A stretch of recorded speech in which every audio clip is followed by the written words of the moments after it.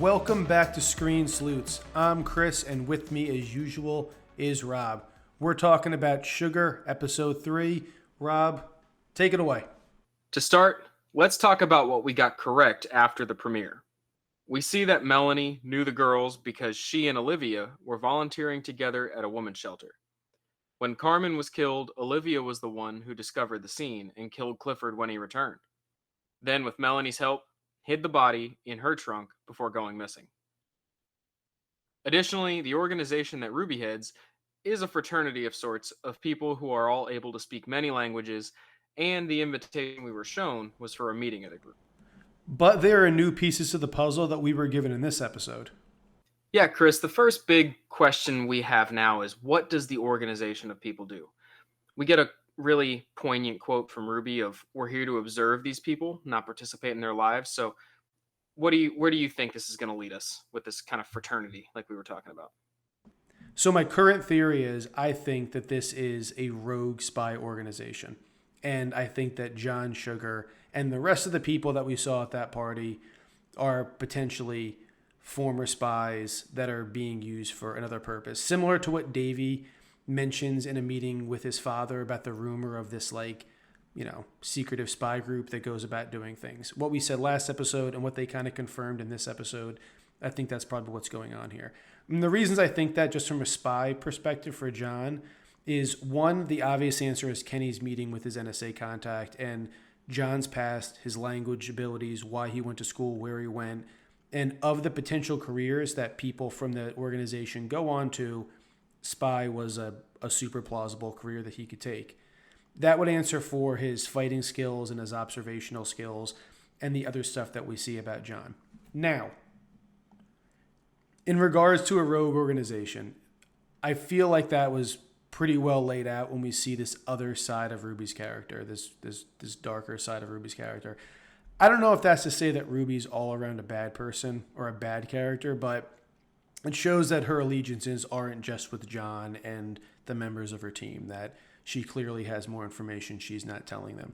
And we see that because of her database access. She's able to get into and wipe clean records from pretty high-profile databases, different police departments, Homeland Security. She's tracking NSA people.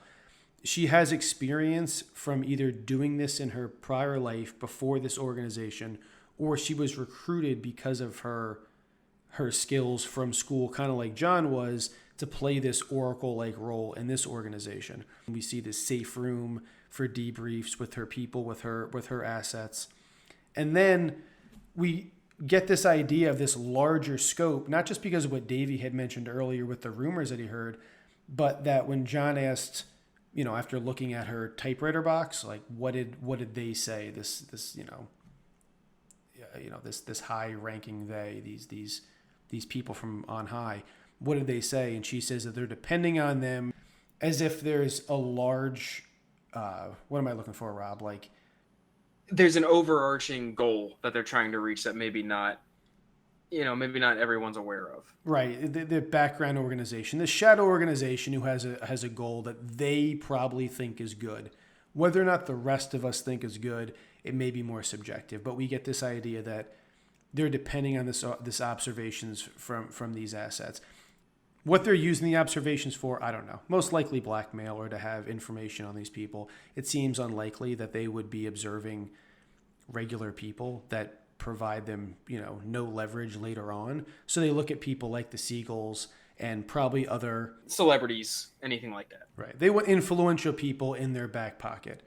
But the part that I took from the episode the most after the meeting, John's conversation with Henry, and doing, just a little bit of research is, I'm starting to feel John Sugar and all the rest of these people's memories may have been altered, would probably be the best word for it. I think you mentioned this, you mentioned this to me offline about something we talked about last episode, with the jump cuts and seeing the pieces of old movies pushed in. And I think you sold this to me kind of on that basis. Yeah, I think that what we're seeing when we see John Sugar's mind, in episode 1 and 2, we got a lot of jump cuts. We heard a lot of John talking to himself. Most of the first 2 episodes were this kind of dialogue, was this internal dialogue from John what he's thinking in his brain. And in that, we had a lot of different camera shots. We see him in the shower with, these old movies that pop in, or even quick glimpses of this girl running in a field, like just from like the knees down. We would see like this erratic mind. And I think it was you, Rob, who brought up that you think it might be kind of how we're looking into John's head, that this is how his brain works. And that's why we're seeing it that way. And now, after seeing this episode, I think that that's probably 100% true, at least in my opinion. I know you want to wait maybe till next episode to get a little more evidence for that. But I get the feeling that what we're seeing in John's head is erratic because his brain or his memories were altered a little bit. I think Dr. Vickers, if he's a doctor at all, and whatever John put in his neck, and whatever reason Ruby wants him to go see Dr. Vickers is probably the reason his hands is shaking, is that whatever they did to keep his mind where they wanted is probably wearing off, and it needs to be updated every so often. And maybe that's why she didn't want him on another mission. Maybe that's why she's pushing to get him there so much. Because if we look, we see that when he talks to Henry, Henry's also experiencing nightmares, having trouble sleeping. He's buying the garlic press because he just felt like he had to have it, but he doesn't like garlic, which means that maybe he did like garlic and he just doesn't really know it. And he also kind of mentions, have you seen him yet? And Henry says no, alluding to the fact that he also hasn't seen Vickers and maybe didn't get his updated version of whatever it is they had done to keep them in control. I also get the feeling that I don't think Djen is even a real person. I think that Djen is planted in his head for whatever reason. Maybe it's to build motivation, to give John this drive that they need him to have, but I don't think Jen's real. And here's my two reasons why I think that. Thing one is that in John's dad's obituary that we see on the NSA computer, it mentions that he left behind he was survived by his wife Helen and his son John. But they don't mention that he even had a daughter at all, whether she had passed away or was kidnapped. I mean, we never find out what happens to Djen yet. And then there was the name Djen, which I thought was a closed caption error, but Rob corrected me, and it really is spelt Djen. So after seeing that, I Googled it, and it turns out in Swahili, Djen means imaginary. So if I tie together the obituary that doesn't mention his daughter at all, and the fact that her name in some cultures means imaginary, and my theory that there's been some mind altering happening based off the way that his mind works and all the stuff we had already mentioned, I don't think that Djen's even real. And I find it odd that someone of John Sugar's caliber as a PI or a former spy or whatever history we're going with would be unable to even work on a case that kind of reminds him of Djen, that would just, The description would be similar. yeah, that just precludes him Yeah. from even doing that. I mean, spies and people that work in these kind of organizations, part of the description is to get through these kind of mental challenges. It seems odd that wouldn't be the case. And more so, I would think that Ruby's motivation for keeping John off the case is because she doesn't want John scratching at the itch that this memory brings up. I think the one piece I'll add to your theory that, well, I'll say I might disagree with a little bit right there is I do think you're on the right track. I don't think anything you've said. I completely agree with basically everything you said.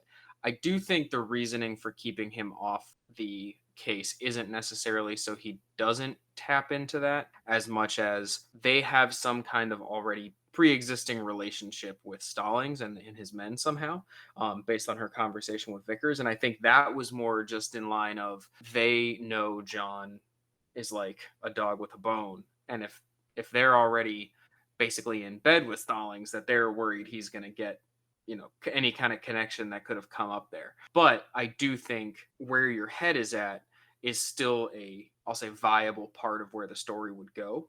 I do think I agree there's some kind of mind altering going on, and I think with all of them, right? And to your point, you said something offline, like they used movies as a way for John, and maybe Henry was used with anthropology textbooks and things like that. So like I said, I think I agree with the premise. I think just the reasoning for Ruby not wanting him on the case is specifically not wanting him uncovering any possible connection with Stalling, because they think they're having him do something for him, or they're already kind of connected and they don't want him getting into that.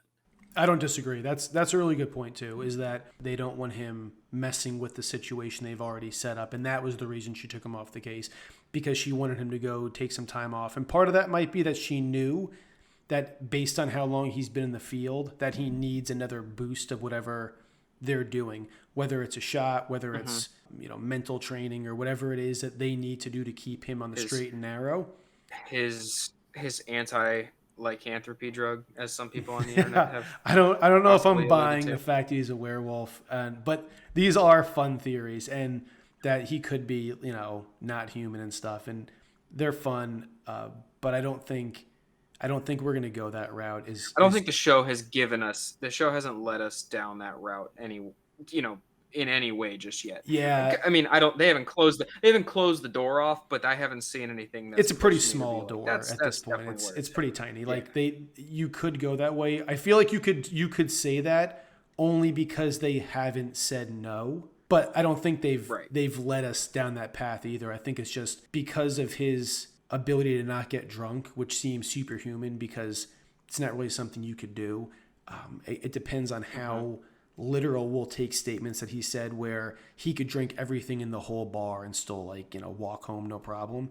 I think it depends how literally we take that. It could have just been him being facetious and just saying he can drink a lot without feeling any of the effects.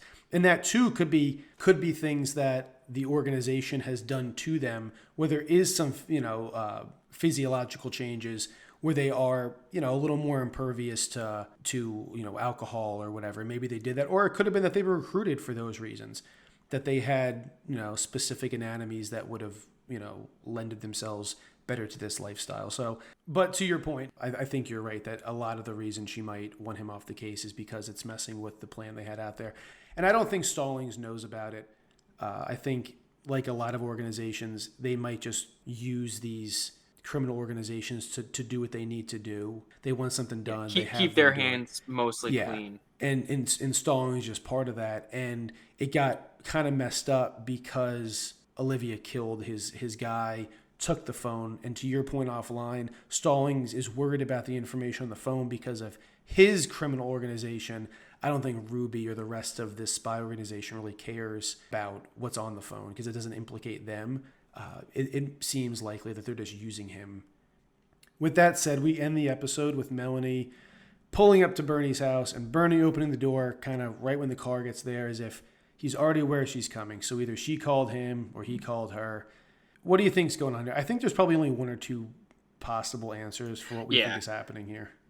I agree. I think one, and probably to me, I think the most plausible is Melanie at this point wants information for herself and is essentially going to Bernie because she's seeing him as the closest source of information she could get to, that she could actually be able to, let's say, manipulate. It's probably the right way to say it, to manipulate to get information from him about it.